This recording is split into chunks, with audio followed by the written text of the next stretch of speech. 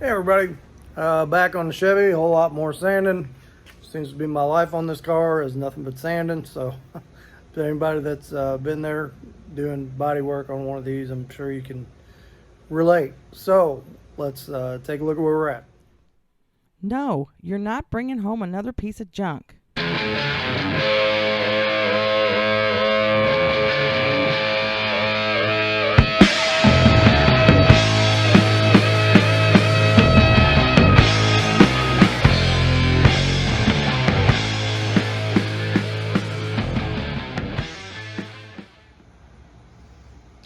Alright, so finished sanding this side down, and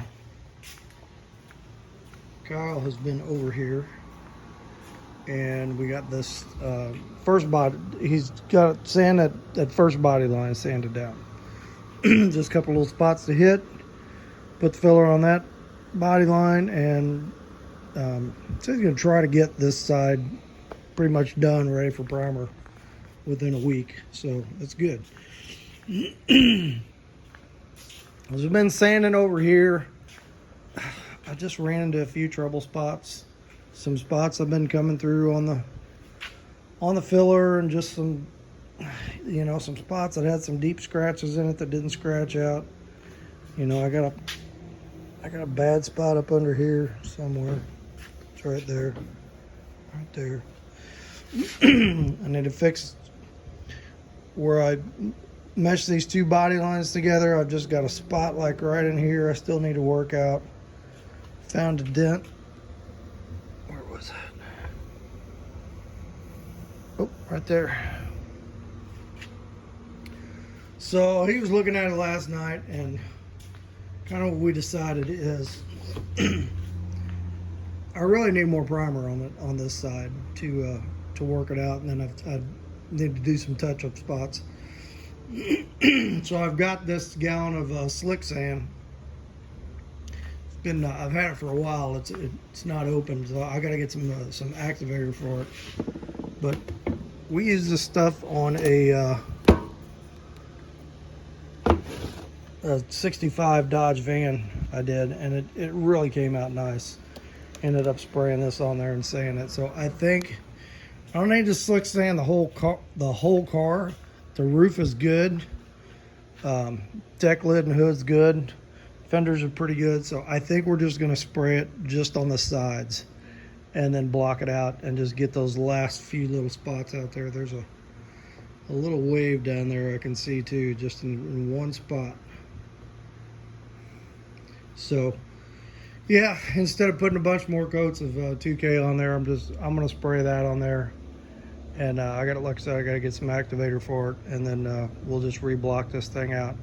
So I think that's the best thing to do. I hate to re-sand that whole side, but it's just it's not there yet, and I'd rather do it again than try to paint it like that and not be happy with it. So these are. I'm working on the fenders a little bit while he's doing that, and getting these spot putty, glazing putty spots sanded out, and it's coming out really good. I think this is going to be fine. Had one little dip on this fender up in here that I went ahead and put some more filler on that, so I'm going to work on that too. But we're coming along, so we're still shooting for end of August to have this thing painted, so that gives me a month. So all right, so that's where we're at, and I'll work on these panels, get this glazing putty sanded out, and I might even start sanding the bottom part of the trunk lid and hood, because I'm going to actually paint the underside of the trunk lid and put it on, and have the channel painted, and then paint the outside of it with the deck lid on there. So lots of little detail stuff to work on, so that's what we're going to do. So we'll check back in a bit. Alright, so I ordered some stuff for this slick sand primer. I had to get some I got a little bit of reducer to thin it a little bit. It's really thick, and then some the hardener for it. So that came in today.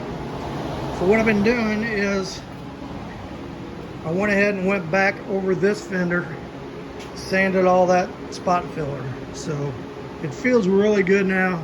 I think I'm going to mix up a little more of that 2K, and I don't know if I'm going to prime the entire fender again, but just everywhere that I had this spot primer and kind of down in here. And then I'm doing the same thing to this fender now. I'm going to sand all this glazing putty. I had a low spot here. We got that sanded. That's good. So I'll probably put a little primer on that fender too.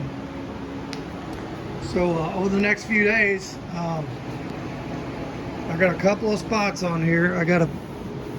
Where are you? Right there. I got a low spot there. I'm gonna go ahead and put a little filler on that. And I want to work this body line here to get it a little bit better. I just got a few spots I'm not real happy with. Like right there and right there. So it's, you know, on the original body line for a weld, this is pretty sharp, and this is kind of a little more rounded here. So I want to get that better. And we're going to sand down the glazing putty on the trunk lid and the hood. Spray a little primer on those, get those sanded again, and then once Kyle gets this other side done, hopefully next week, we're going to take that slick sand and spray everything below the roof line around here, just both sides again, and block it out again, guide coat it, and then I think we're going to be ready. Pretty close to ready. So we're getting there. I know these sanding videos got to be getting old and boring, but you know, I thought I'd kind of show the whole process of what you go through and what it takes. You know, I've had friends and relatives saying, "Oh, would you paint my car? How much does it take to paint a car?" And it's like, you know, I said, you better figure at least $3,000 or $4,000. And they're like, "Oh, we can take it to Mako for $500." It's like, well, then take it to Mako, because you know, I don't know how many hours I got in this thing, but it just takes hours and hours and hours and hours to get this stuff, to get your metal work fixed, to get it sanded, to get it primered, to get it smooth enough to paint, you know, and then to paint it. So even doing a job like this, where you're just doing a relatively budget price job, where you're doing a single stage paint, it still takes a lot of time. You know, that's what you pay for on this thing, is time and supplies, you know. By the time you buy 1, 2, 3, 4 rolls of paper, and you buy sealing primer and 2K primer and, you know, gun cleaner and tack rags and tape and the paint itself, you know, it's expensive, you know. So anyway, that's where we're at for tonight. Tomorrow night I'm gonna work out that fender some more, and we'll get some filler on this side, and then tomorrow's Friday. Saturday we'll get that worked out, and we'll get those over there, glazing putty sanded over there. We'll hit all this with some more primer, and then I don't know if we'll get it sanded, you know, get it guide coated and sanded again this weekend or not, but we're getting close. All right, that's all for tonight. All right, I did a little bit of work on the old Fiero today and dropped a short video on that, so if you want to check that out. You know, just doing a few things to that to try to get it ready for to be a regular driver, and it's coming along pretty good, but still more to do. Anyway, I've had enough of that for today, so we're going to get back on this. So I went through, took a pencil, and just kind of found all my spots that I'm going to need to add a little bit more filler to. And I got that fender sanded down, so it's ready for primer. And I'm working on this one. So I'm going to get some filler on there, we're going to sand on this fender, and we're going to pull the deck lid and the hood back out, and we're going to sand on the glazing putty on those. And I'm hoping I get to a point today where I can mix up some more of that 2K primer and hit these and hit those spots on there. This is going to take a little bit more. I just, there are just some spots on here I wasn't happy with. There's another one there. But I just want to make sure when you look down the side of this thing with the paint on it that, it's just not all wavy everywhere. So, and a lot of it is where the welds were. So I thought it felt pretty good. So I got more of a trained eye over here. Kyle was looking at it and he kind of showed me where some spots in there. It's like, okay, now I can see it. His eyes are younger and a little bit better than mine. So, all right, so that's what we're going to do today and try to get as much of this knocked out as we can. I think we're kind of in cruise control on this thing, and I'm hoping for paint by the end of the month. So let me mix up some filler. We'll get it on there. We'll sand some more on these and see if we can get some primer mixed up today. All right, so we got this sanded down. We got this sanded down. We got that sanded down, although I had to put another dot of filler on it. And I'm working on this, so those are the areas I put a little more filler on. I'm kind of working them out, and this body line is getting better. But, oh my gosh, I'm getting tired of sanding. But it'll get there. I seen my buddy Darren, man, the minute I dropped the Fiero video this morning, he was on it. And he says he hates him, but the way he's acting, he loves him. I know he's going to sell all his Mopars and buy a whole fleet of Fieros any minute now. Aren't you, buddy? All right, but no, man, I appreciate you watching and commenting. We have a lot of fun bantering back and forth together. So, all right, we're going to keep sanding on this thing, and I'm probably not going to get primer on this today, but I'll get it on these fenders and this hood and this deck lid before we're done. So we're rolling right along. Let me get back on the block. All right, I think I'm finally happy with this side. I'll tell you what, it's, don't be ashamed to ask your friends for help, because I've been doing cars a long time, but there's one thing I'm just not good at, is being able to feel across a panel and feel a low spot or a high spot. I don't have the touch for it, and as many times as people have tried to show me. Kyle was over here the other night, and I had this side sanding, he's feeling on, he's like, no, it's low here, it's low here, it's low here, and it's like, man, I just don't feel it, as many times as I felt over it. So we wiped that panel down with some grease remover just to get a shine on it, and then when you stood right here and looked down that panel, then you could see them. So while it was like that, I took a pencil, went around, circled everything, and did a lot of long blocking today. Worked this one, and this body line was tough.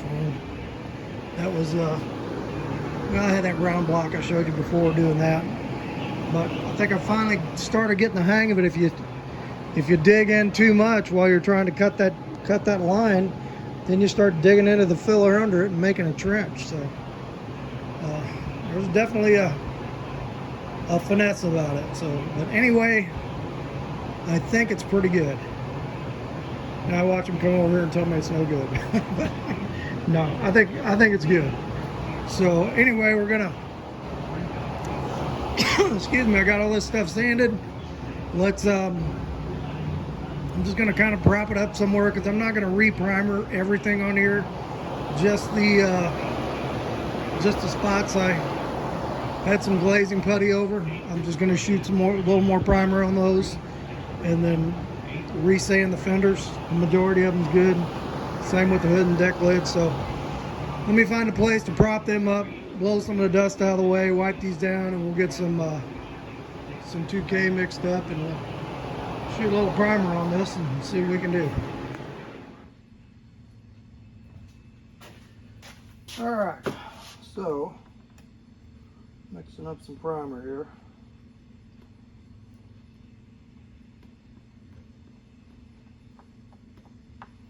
Using that Eastwood primer again. I kind of like that stuff. Once I got used to it, I had to make peace with it. So we are just going to spot prime everywhere we did the touch-up putty, the glazing putty. And I went around with a rag with this wax and grease remover on it, and wipe everything down. We're going to strain this, and then we're going to take a tack rag, go back over everything again.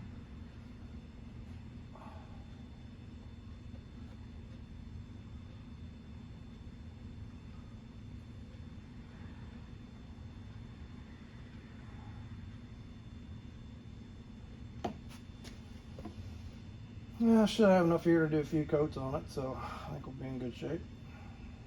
No.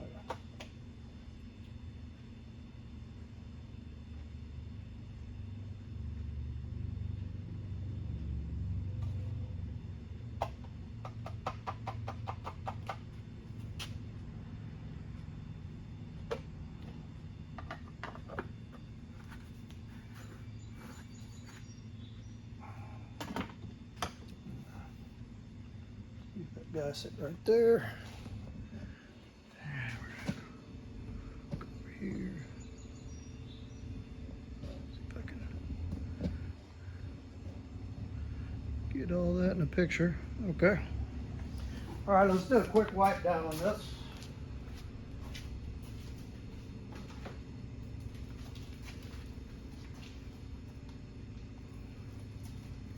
So one thing I didn't know on my old tack rags, it said low tack.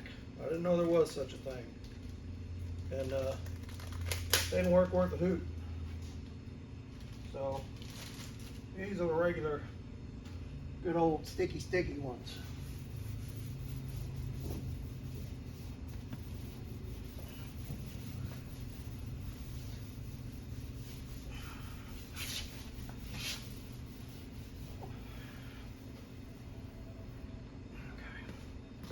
Be able to see the hood. I got it over here, but just one spot there.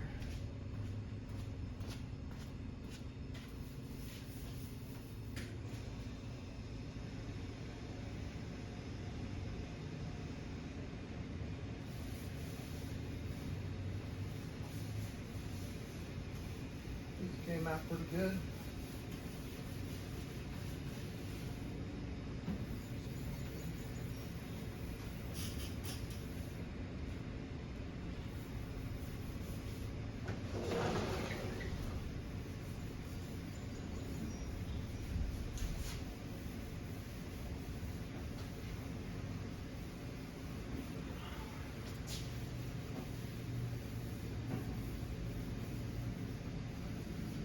Alright, I got my air dryer on. Make sure I got my hose shoot.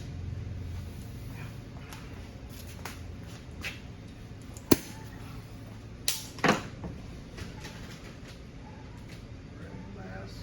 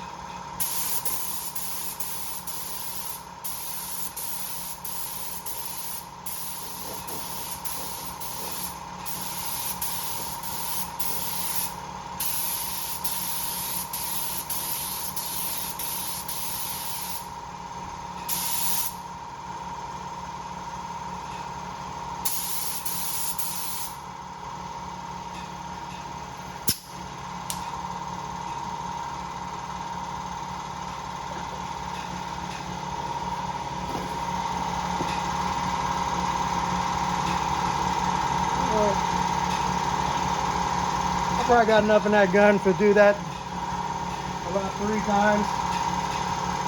And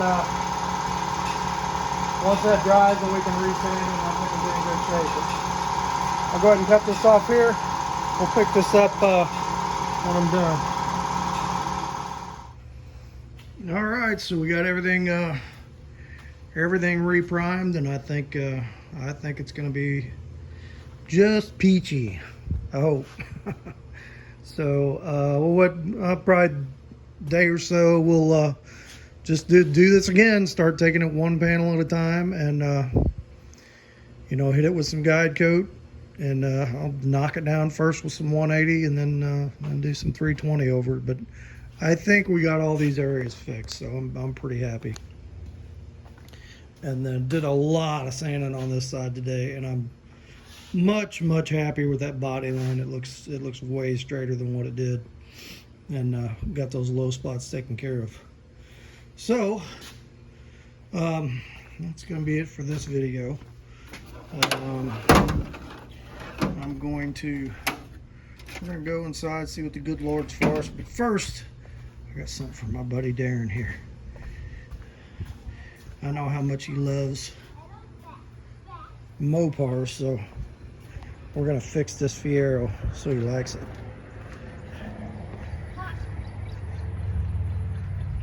All right, check this out.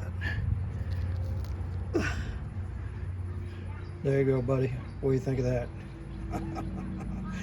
All right, let's go get a word out of the good book, and we'll call this one done for today. Hey everybody, how you doing? So thanks for checking in on the video today, and I know it's not real exciting stuff, all the the sanding and the priming and the sanding and the priming and the sanding and the priming, but and it's tedious to me. I'll tell you what, I'm ready to be done with this part of it and done with this project, or at least move on to something else besides bodywork. And I don't think I'm gonna take on another bodywork project for a while. So, but I will be glad to get this done. Thanks everybody for tuning in and checking it out. So, lots more content on that car to come. So on to the important part of our program today, and that is the word of the Lord. And I just kind of picked something at random. This is Isaiah chapter 53, verses 4 and 5, and it says, "Surely he has borne our griefs and carried our sorrows, yet we did esteem him stricken, smitten of God, and afflicted. But he was wounded for our transgressions, he was bruised for our iniquities. The chastisement of our peace was upon him, and with his stripes we are healed." I'll tell you, that's a great verse to me. And I was talking, this was a few years back, to a young man who had been in prison for some time, and we were talking about that particular verse, and I said, I said, imagine the day you went into that courtroom that to be tried. It was burglary he was tried for, and was in for a few years. I said, imagine when you went in there that you got up there and you were found guilty, and you knew you were guilty, and it came time for your sentencing, and somebody walked in the courtroom and walked up to the judge and whispered to the judge, and the judge turned to you and said, "You can go free. This man is going to serve your sentence for you." First of all, you'd be completely blown away, and then if it was me, and if it was most people, I would hope that you would be like, no, I committed this crime and I was caught. I deserve to serve my own sentence. And just imagine this man saying, "No, because I care about you and love you so much, you're forgiven and you can go free." Well, that's exactly what Jesus did for all of us. It says in Scripture that in the flesh dwells no good thing, and our flesh is evil. When we're little kids and we're growing up, we don't have to be taught to do bad things. We have to be disciplined and taught to do good things, because our nature is to be disobedient and to serve the things of the flesh. So that's just the way that's the way the flesh is, and within us is the spirit who wants to serve God and is at war with the flesh. So there was no way for us to get to heaven because of that evil nature that we have. So Christ came down and he sacrificed his life, and he took your sin and my sin, and took the punishment for all, not just for your and my sins, for everybody's sins, for those that believed in it and those that don't believe in it. He paid the price so that all you got to do is accept him, and you can be welcome into the Father's kingdom. And so, I just ask you to kind of weigh on that today. I mean, we know who we are. We know that we're tempted to do things we shouldn't do, and we're tempted to lie, and we're tempted to cheat. I mean, that's in our nature. And but all those things, all those sins, God has forgiven, and he will allow you into heaven if you will just accept the gift of that sacrifice that he made for us. So dwell on that a little bit today, and let's say a quick prayer and we'll be done. Father, we just thank you today for that awesome sacrifice that you made for us, that you made a way for us to be close to you, to be in heaven with you. And I just pray for everyone out there today who hasn't accepted you yet, and who may be skeptical, that you would just you would soften those hearts, and you would send the Holy Spirit to them just to let them know how much you love them and how much you want them to be with you, and that you've prepared a way, and that all they have to do is accept you and start that relationship with you. And we ask this in the name of your precious Son, Jesus. All right, hit like, hit subscribe. Darren, go buy a Fiero. I know you want one, brother. All right, we will catch you on the next one. Bye.